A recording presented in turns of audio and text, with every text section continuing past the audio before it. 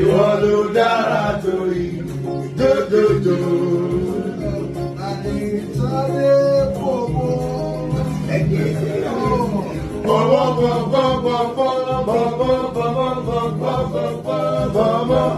Ṣé ìwọ ló dára tó yìí?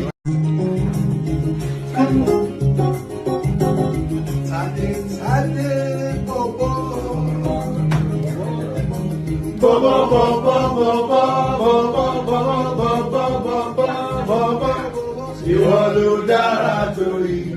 jójójó.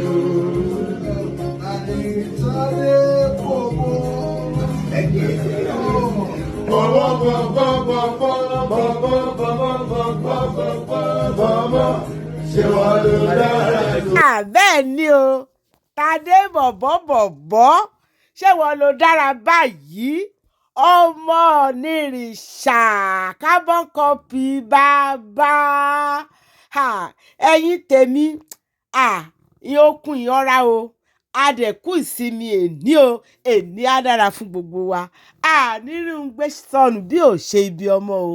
á dára fún wa o bí a ṣe ń fẹ́ kó dára fún ọmọ ẹnìkejì bẹ́ẹ̀ náà ló máa dára fún ọmọ wa o ẹ̀yin tèmi ọmọọba Tadenikawo leléyìí o ọmọ olúfẹ̀ òye ní ibi tí ojúmọ́ ti mọ́ wá ìdúró kíni nífẹ̀ẹ́ òye ìbẹ̀rẹ̀ kíni nífẹ̀ẹ́ òye ọ̀nìkan bá dúró kan bẹ̀rẹ̀ kí ọ nífẹ̀ẹ́ òye bàbá rẹ ẹbọnà múrú wọn ń ṣe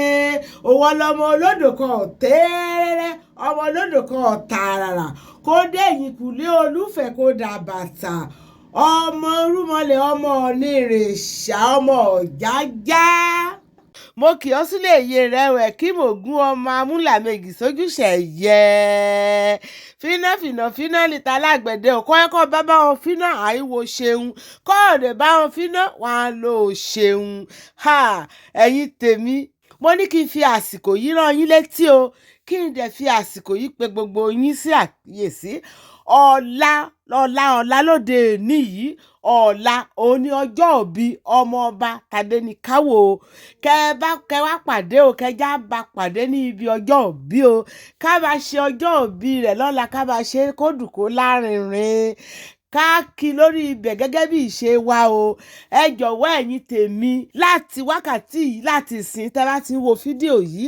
ẹnikẹ́ni nínú wa tó bá ní ẹ̀bùn pàtàkì láti fi ránṣẹ́ sí ọmọ ọba ẹ jọ̀wọ́ ẹ jẹ́ ká fi ránṣẹ́ sí o nítorí tá a bá ń ṣe ọjọ́ òbí belé a máa fi ẹ̀bùn ránṣẹ́ sí ẹni tí ó ń ṣe ọjọ́ òbí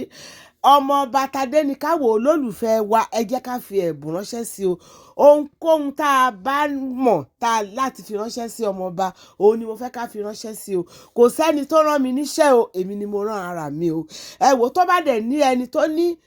ẹ̀bùn pàtàkì láti fi ránṣẹ́ sí Tadenikawo ẹ kàn sí mi ní orí aago tí mo mú sílẹ̀ ní orí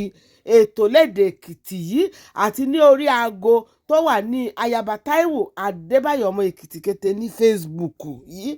àti ní ti tó wà ní ti YouTube ètò lédè Èkìtì àti TikTok ètò lédè Èkìtì ẹ kàn sí mi lórí aago yẹn máa ṣe àlàyé máa fi ọ̀rọ̀ bẹ́ẹ̀ ṣe máa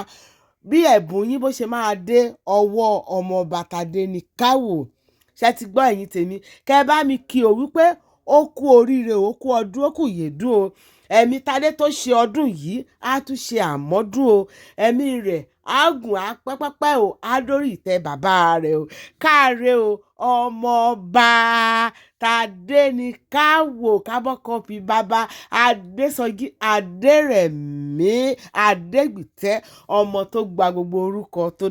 dára tán okú ọdún okú ìyèdún o wàá ṣe ọ̀pọ̀ ọdún láyé o happy birthday in advance fún olólùfẹ́ mi ẹ̀yin tèmi èmi olólùfẹ́ yín náà ni o Ayaba Táíwò Adébáyọ̀ ọmọ Èkìtì kété èmi Èjìrẹ́ Òyìnlá kí ọba ọmọ ni o ẹ jọ̀wọ́ ẹ jẹ́ ká pàdé ní comment section máa máa retí ẹ̀bùn yín o màá máa retí ẹ̀bùn tá a máa fún ọmọọba o ìyókùn ìyànra ọmọdé ti dì sí o àádẹ́pàdé lọ́la lórí ètò.